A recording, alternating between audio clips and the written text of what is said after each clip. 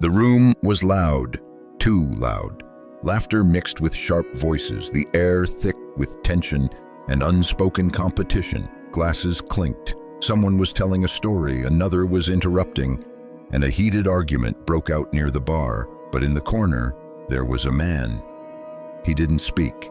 He didn't force his way into the conversation. He wasn't on his phone trying to prove how busy or important he was. He just sat there, shoulders relaxed, eyes steady, face unreadable. And yet, people noticed him.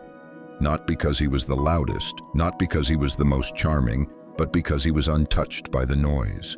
A woman standing across the room kept glancing at him. She didn't even know why. Something about him was magnetic. He wasn't playing hard to get. He was simply hard to move.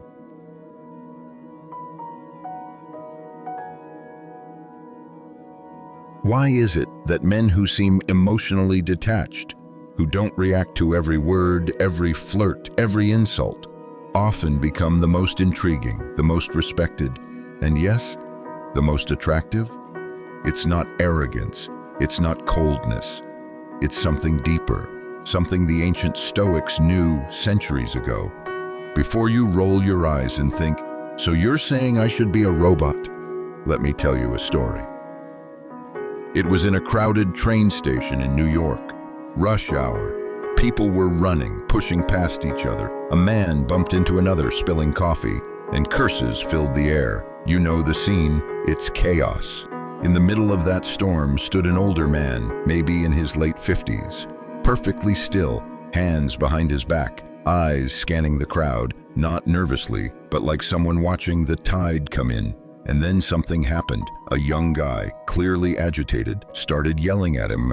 I couldn't hear the words over the noise, but I could see the body language, pointing fingers, aggressive steps forward. Most people would have reacted, defended themselves, raised their voice. But this man, he didn't flinch. He didn't even look offended.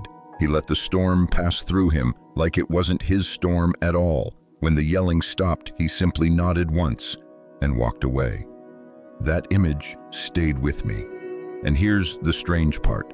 Everyone in that crowd remembered him, not the loud guy. Even I, a total stranger, kept thinking, who was that man? Why did he seem so unshakable? It was only years later, after diving into Stoic philosophy, that I understood what I'd seen. The most powerful men are not the ones who control others. They're the ones who control themselves. In today's world, emotional detachment gets a bad reputation. People hear the term and think cold, heartless, or unavailable. But in reality, true emotional detachment is the opposite. It's not about shutting people out. It's about not letting the wrong people in, not letting their chaos dictate your peace. And here's where it gets interesting. This quality, when mastered, doesn't just protect your mind. It creates a gravitational pull. People, especially women, can feel it, even if they can't explain why. So why do women and people in general find emotionally detached men so magnetic? The answer lies in something evolutionary psychologists call emotional stability as a survival signal. Thousands of years ago, in a dangerous, unpredictable world, the men who stayed calm under threat were the ones who survived. They could hunt without panicking, lead without losing their temper, protect without being reckless. Women unconsciously learn to associate that calm with safety and strength. The Stoics knew this long before science caught up. Marcus Aurelius wrote, "If you are distressed by anything external, the pain is not due to the thing itself, but to your estimate of it, and this you have the power to revoke at any moment." To a Stoic, control over your emotions wasn't just self-help. It was a form of armor, not the kind that kept you from living, but the kind that allowed you to move through life without being pierced by every insult, every disappointment, every temptation. A friend of mine, let's call him Daniel, was on a date with a woman who, halfway through dinner, started talking about her crazy ex. Her voice rose, her hands moved fast, and she kept glancing at him as if waiting for a reaction.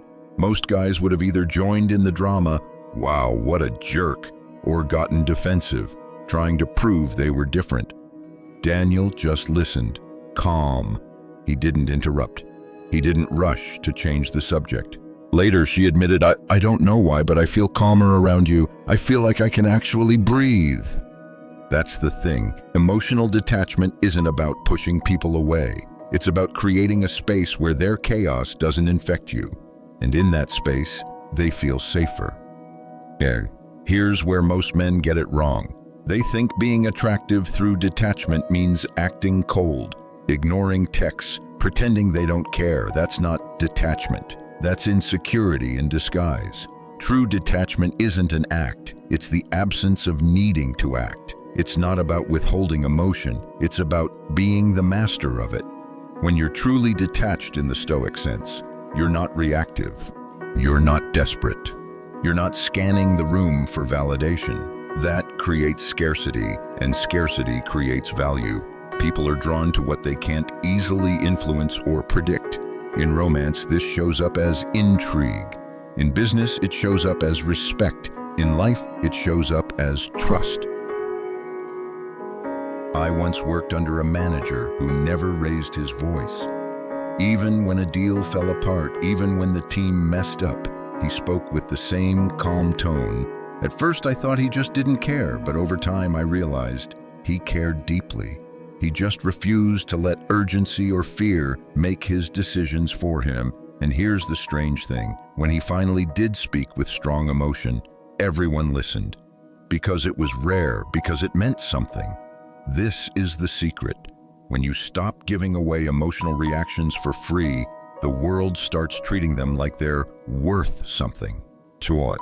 Now imagine a woman tests you with a sarcastic comment. You smile instead of defending yourself. A coworker tries to take credit for your idea. You address it with logic, not rage. Life throws a loss your way. You grieve, but you don't collapse. You're not frozen, you're not numb, you're just free.